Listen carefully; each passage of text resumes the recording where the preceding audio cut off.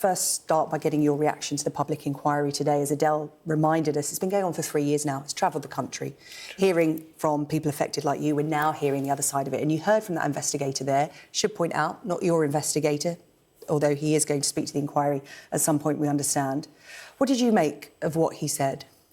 Do you know, it is outrageous. It's just like, and everybody, all the witnesses which are coming forward, they need to be more serious. They need to see we're playing with people's life here. They need to be serious and do, if they want to assist it properly. Mm. How were you treated by investigators? Because there were some accusations made to Stephen Bradshaw, which he denied, of investigators acting like mafia-style gangsters, of being bullies, of forcing people into corners to make up a story because we don't know what happened, simply wouldn't suffice. What was your treatment like? Yeah, I called them like a bouncer. They were like, you know, they were very tall, very big, looked down on you, gave me the one who gave me the warning. So they warned you, they like make you scared. It was like that. So there's nobody else. It's just like them, and they're giving you warnings. That they said, my investigator said to me, anytime you were £500 short, we'll take the post office away. £500? £500. Right, OK, let's take you back to the beginning of your journey with the post office. And when you took over a post office, this is an exciting time, right, for you and your family. This is a big investment. You put investment into that business to make it work. True. So you are already sort of owing money. Yeah. You're leveraged in there. When you were trained on the Horizon IT system, you've got a background in finance control in the city. You know your numbers. Yeah. In training, you spotted problems. Yeah, on my very first day at the trading at the post office, we were like £80 short. When I asked the trainer, why is that? And he said, oh, you just had an audit yesterday, it's never penny to penny. So just make sure you balance the till, which means I have to put my own personal money into the post office. And that never stopped.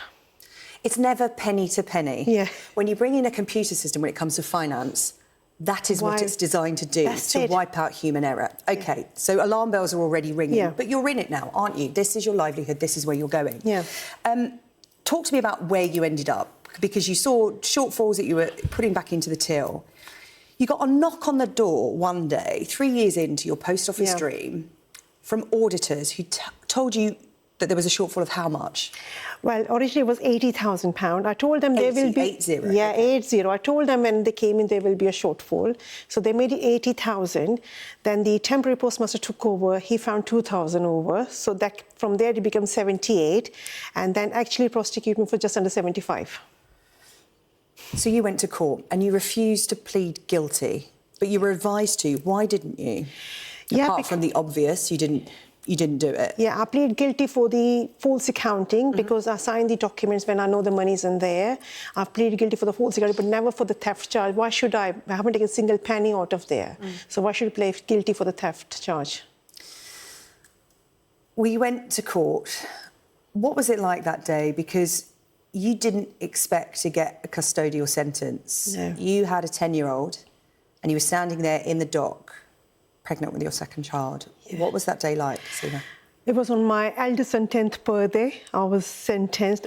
Till that day, I never thought, like, I had a faith in the system. I thought, it will be all fine. It will be all fine. Why would I go to the prison for that crime I never committed? But when judge said 15-month imprisonment, I was shocked. I collapsed. When I opened my eyes, I was in the hospital. From there, I've lost my faith in the system. Anything is possible here. You told your boy that you were going to be home. Yes, to cook him his favourite curry for his birthday. Yeah. And you didn't go home. And I couldn't even call him that day. I spoke to him next day because I was in the hospital that day. A nightmare already up until this point, but it got worse. You were taken to Europe's biggest women's prison in Surrey. What was that like? You were pregnant, you were vulnerable, you were behind bars for something you just didn't do and nobody believed you. It was horrible. If I wouldn't been pregnant, I would have killed myself. And being in the prison, like, people were self-harming there. It was like a blood all over the place. I never thought I was going to come out alive from there. Probably get contaminated with something. So it was the most horrible experience. How did you keep the faith? I mean, you got released after 4 months for good behaviour. Yeah. How did you get through those 4 months? It's just the family. It's my husband, my eldest son, that kept me going. That kept us with a strong bound. Touch wood, we are truly blessed to have a wonderful family. So that kept me going. We knew we knew that we're never going to give up. We're going to still fighting. And we knew it's going to be a bit longer, but not this long, yeah. No. But that kept us going. Well, as I said, you were released after 4 months for good behaviour with an electronic tag, Yeah. which you were wearing when you gave birth to your second child. True. So while giving birth, all I had in mind, what midwife would be thinking, what kind of mother I'm going to be. What if, because they warned me, if I break my curfew, they will take me back into the prison. I was thinking, I hope, like they know that I'm giving birth, I'm not breaking curfew. So all that kind of things were going in my mind while giving birth. So stressful. And you touched on it there and how you felt you might be treated when giving birth, the stigma around being sent to prison of wearing an electronic tag. How long did you have to wear that for? Nearly 4 months. What was it like coming out of prison? Because, again, your nightmare doesn't end there. In fact, it's still continuing to this day. But the stigma, you were labelled in the press a pregnant thief. Yeah. Your husband was abused in the street and you couldn't find work. What was life like? It was horrible. So financially, we've been put in the pressure to post office, and I refused to go out because I love my family, but I didn't want word to know that I'm my kid's mum and my husband's wife, because I was so scared to give my full name as well. If somebody asked my name, I would just say Seema. I was late to pick up the kids. Googled you. They Googled me and they find I'm the one pregnant thief, which they seen pictures and all that. So it was a nightmare till 2021 when my conviction was overturned. Yeah. Your husband, Davinder, by chance came across the journalist Nick Wallace, who is the journalist that brought this to the wider public, to public attention. He's written a book about the post office scandal. He's been your champion from the very start. Yeah. And he gave your story to Nick Wallace by chance, and that's what sparked this whole thing. Talk to me about how that occurred, because that's quite remarkable. It is. That's like a moment of fate, serendipity. Yeah, while I was in Bronzefield, so it was on Twitter. So we run a taxi company, and they've a taxi company follow BBC Surrey as well. So they were they was asking to expand the business to have some taxi contract from BBC. And then there's like, oh no, don't have a contract, but like if you have any story, then they've said like, okay, if you want to listen to real story, you have to talk to me. And that's how, from that day onward, Nick Wallace, bless him, so he's still like keeping the story alive. Yeah, from a chance tweet, it all unfolded.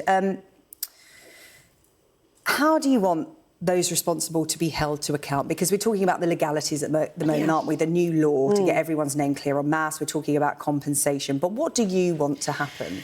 There's a big list, but if I summarise it, I definitely want Post Office, Royal Mail. For me, they're both together because they were combined when they prosecuted me. For just the House of Parliament, the government, and the minister who gave the horizon to the Post Office.